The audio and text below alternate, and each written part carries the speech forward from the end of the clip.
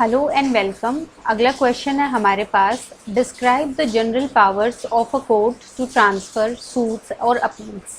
ये क्वेश्चन हमारे पास आरजीएस 1999 में पूछा गया है।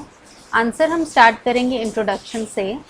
Section 22 to 25 enact the law as regards transfer and withdrawal of suits and appeals from one court to another court.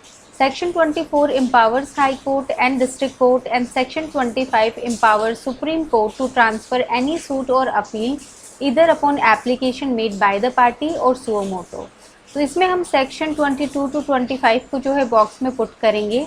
ये हमें लॉ प्रोवाइड करता है ट्रांसफ़र और विड्रॉल जो है ऑफ सूट्स और अपील से लेके एक कोर्ट से दूसरे कोर्ट में जब ट्रांसफ़र या विड्रॉल होता है सूट या अपील का, तो वो लॉ हमारे पास जो है सेक्शन 22 टू 25 में गिवन है। सेक्शन 24 जो है वो पावर देता है हाई कोर्ट को और डिस्ट्रिक्ट कोर्ट को, और सेक्शन 25 जो है हमारे पास वो एम्पावर करता है सुप्रीम कोर्ट को कि वो ट्रांसफ़र कर सके कोई भी सूट या अपील, इधर एप्लीकेशन जो है पार्टी ने दी है या फिर सुओ मोटो भी कर सकते हैं। नेक्स्ट आ गया हमारे पास general power of transfer and withdrawal. जो मेन कंटेंट है हमारे आंसर का वो यहाँ से स्टार्ट होता है। अंडर सेक्शन 24 पार्टीज़ की हियरिंग के बाद जो हाई कोर्ट या डिस्ट्रिक्ट कोर्ट है वो किसी भी स्टेज पे क्या कर सकते हैं। फर्स्ट आ गया इसमें हमारे पास ट्रांसफ़र कर सकते हैं किसी भी सूट या अपील को या अदर प्रोसीडिंग को जो पेंडिंग है बिफोर इट, उसके सामने या उसके पास जो पेंडिंग है ट्रायल या डिस्पोजल के लिए, टू एनी कोर्ट और डिस्पोजल टू एनी कोर्ट जो सब ऑर्डिनेट है टू इट एंड कॉम्पिटेंट है ट्राई करने के लिए या डिस्पोज करने के लिए उसको। तो पहला आ गया हमारे पास जो हाई कोर्ट है या फिर जो डिस्ट्रिक्ट कोर्ट है वो ट्रांसफ़र कर सकते हैं किसी भी सूट या फिर किसी भी अपील को या किसी और प्रोसीडिंग को किसी भी कोर्ट में जो सब ऑर्डिनेट है और जो कॉम्पिटेंट है ट्राई करने के लिए, डिस्पोज ऑफ करने के लिए उस सूट को।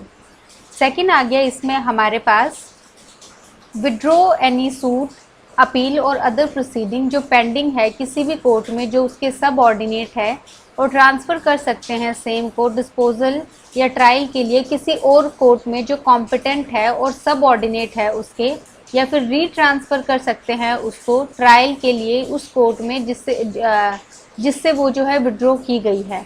तो सेकंड जो हमारे पास जो इम्पोर्टेंट वर्ड है वो आ गया विड्रॉ हमारे पास। दैट इज़ कोई भी सूट, अपील या प्रोसीडिंग विड्रॉ की जा सकती है किसी भी कोर्ट से जो सबऑर्डिनेट है। फॉर इंस्टेंस C1 कोर्ट है, ये सबऑर्डिनेट है हाई कोर्ट की या डिस्ट्रिक्ट कोर्ट की, यहाँ से जो है विड्रॉ की जा सकती है जो सूट है और उसको जो है ट्रांसफ़र किया जा सकता है किसी और कोर्ट में जो कॉम्पिटेंट है उसको ट्राई करने के लिए, और ये सेम जो है सबऑर्डिनेट है सेम हाई कोर्ट और डिस्ट्रिक्ट कोर्ट के, या फिर रीट्रांसफ़र किया जा सकता है सेम को। रीट्रांसफ़र मतलब जहाँ से विड्रॉ की है और ट्रांसफ़र कर दी गई है, अब अगेन यहाँ से रीट्रांसफ़र किया जा सकता है उसी कोर्ट को जिससे वो जो है विड्रॉ की गई है। तो यहाँ पे बेसिकली हाई कोर्ट और डिस्ट्रिक्ट कोर्ट जो है वो ट्रांसफ़र कर सकते हैं और विड्रॉ कर सकते हैं सूट को या फिर अपील को। नेक्स्ट आ गया हमारे पास केस लो है हमारे पास Durgesh Sharma versus Jayashree 2008 Supreme Court का केस है। आप ध्यान रखिए जब भी आप आंसर शीट पे कोई भी केस लो मेंशन करेंगे तो आप उसको ब्रैकेट्स में डालें, और ऐसे आप पहली लाइन में एक फर्स्ट पार्टी का नाम लिखेंगे, बीच में वर्सेस, और देन अगेन सेकंड पार्टी का नाम लिखेंगे। कभी भी आप जो है ऐसे नहीं करना जैसे दुर्गेश वर्सेस जयश्री की एक ही लाइन में आपने लिख दिया है, ना ही ब्रैकेट्स लगाए हैं ना ही कुछ और, क्योंकि बहुत बारी एग्जामिनर जो है वो ऊपर से आपकी आंसर शीट रीड करता है और अगर आपने ऐसा कुछ कर दिया तो हो सकता है कि वो जो है केस लो उससे जो है मिस हो जाए और उसको लगे एग्जामिनर को कि आपने केस लो नहीं मेंशन किया है। तो केस लो मेंशन करते टाइम आपको ध्यान रखना है, आपको क्लियरली लिखना है केस लो, स्पेस लेके लिखना है ताकि एग्जामिनर को साफ साफ दिखे। इसमें हेल्ड किया गया है कि जो पावर है अंडर सेक्शन 24 वो ऑथराइज नहीं करती है हाई कोर्ट को कि वो ट्रांसफ़र कर सके कोई भी सूट या अपील एट्सेट्रा किसी भी कोर्ट से जो सबऑर्डिनेट है उस हाई कोर्ट को किसी कोर्ट में जो सबऑर्डिनेट नहीं है उस हाई कोर्ट के। तो इसमें बोला गया है कि सेक्शन 24 है वो एक हाई कोर्ट है, जैसे इसके सबऑर्डिनेट है एक कोर्ट C1, लेकिन C2 कोर्ट जो है वो इसके सबऑर्डिनेट जो है नहीं है। तो हाई कोर्ट जो है वो इस कोर्ट से इस कोर्ट में जो है वो ट्रांसफ़र नहीं कर सकता है कोई भी सूट या अपील। नेक्स्ट आ गया इसमें हमारे पास recent case law, that is Shah Nawaz Khan versus state of Nagaland 2023 Supreme Court का केस है। जब भी आप रीसेंट केस लिखें ट्राई कीजिए कि उसका जो ईयर मेंशन किया है उसको भी अंडरलाइन करें, ताकि एग्जामिनर को ये लगे कि जो बच्चा एग्ज़ाम लिख रहा है उसको जो है रीसेंट अपडेट्स के बारे में भी नॉलेज है। तो आप पक्का ट्राई कीजिए हर एक क्वेश्चन में कम से कम एक रीसेंट केस आप ज़रूर लिखें। इसमें हेल्ड किया गया है कि जो पावर है सेक्शन 24 के अंदर वो जो है एक्सरसाइज की जा सकती है हाई कोर्ट के द्वारा, इवन इंटर स्टेट ट्रांसफ़र के लिए भी किसी भी सूट या अपील की, अगर वो कॉमन हाई कोर्ट है उन दो स्टेट्स का अंडर आर्टिकल 231 जो है कॉन्स्टिट्यूशन का उसके अंदर, और जो दोनों के दोनों जो सिविल कोर्ट्स हैं वो सब ऑर्डिनेट हैं उसके। तो ये बहुत ही काफ़ी ज़्यादा इम्पॉर्टेंट अपडेट है कि जो कॉमन हाई कोर्ट है वो इंटर स्टेट ट्रांसफ़र भी कर सकता है सूट्स का। फिर आ गया हमारे पास सेक्शन 25 जो है जिसमें सुप्रीम कोर्ट की पावर दी गई है, वो अप्लाई करता है इंटर स्टेट ट्रांसफ़र को सूट अपील या अदर प्रोसीडिंग के, जहाँ पे दोनों स्टेट्स जो हैं उनके पास कॉमन हाई कोर्ट है, जो ये दिया गया है हमारे पास आर्टिकल 214 ऑफ कॉन्स्टिट्यूशन के, एंड नॉट टू ट्रांसफ़र, और ट्रांसफ़र नहीं कर सकता है जहाँ पे दोनों स्टेट्स के पास जो है कॉमन हाई कोर्ट्स हैं अंडर 213 देयर ऑफ। तो इसमें बेसिकली दिया गया है कि जो सुप्रीम कोर्ट है वो अंडर 214 के अंदर जब कॉमन हाई कोर्ट है तब ट्रांसफ़र कर सकता है, 213 के अंदर जो है वो ट्रांसफ़र नहीं किया जा सकता है। तो बेसिकली इसमें डिस्टिंग्विश किया गया है सेक्शन 25 की पावर और सेक्शन 24 के अंदर जो पावर अभी अपडेट करी है सुप्रीम कोर्ट ने। तो ये काफ़ी ज़्यादा इम्पॉर्टेंट केस है, आप इसको स्टार मार्क कर लीजिए और ट्राई कीजिएगा कि 22 से लेके 25 तक कोई भी क्वेश्चन आपके पास आता है आप ये ट्राई कीजिए कि ये वाला जो केस लो है वो अपने आंसर में ज़रूर लिखें। नेक्स्ट आ गया हमारे पास power of Supreme Court to transfer the case. तो ये हमारे पास मेंशन है सेक्शन 25 में। बेसिकली यहाँ पे बैरक लैंग्वेज हमने लिखी है। तो सेक्शन 25 प्रोवाइड करता है कि एप्लीकेशन जब दी जाती है पार्टी के द्वारा, यहाँ पे सुओ मोटो जो है कॉग्निजेंस नहीं लिया जाता है सुप्रीम कोर्ट के द्वारा। तो जब एप्लीकेशन दी है पार्टी ने और नोटिस दे दिया है पार्टीज़ को, उसके बाद जो हियरिंग हुई है पार्टीज़ की, जो सुप्रीम कोर्ट ने हियरिंग की है पार्टीज़ की, जो सुप्रीम कोर्ट उसके बाद किसी भी स्टेज पे अगर सेटिस्फाइड है कि जो ऑर्डर है वो ज़रूरी है एंड्स ऑफ जस्टिस के लिए, वो डायरेक्ट कर सकता है किसी भी सूट अपील या अदर प्रोसीडिंग को ट्रांसफ़र करने की एक हाई कोर्ट से या किसी एक सिविल कोर्ट से एक स्टेट में टू अ हाई कोर्ट या फिर सिविल कोर्ट किसी दूसरे स्टेट में। तो ये बेसिकली इंटर स्टेट किसी एक स्टेट के हाई कोर्ट या फिर किसी सिविल कोर्ट से किसी दूसरे स्टेट के हाई कोर्ट और सिविल कोर्ट की ट्रांसफ़र की बात जो है हमारे पास सेक्शन 25 करता है।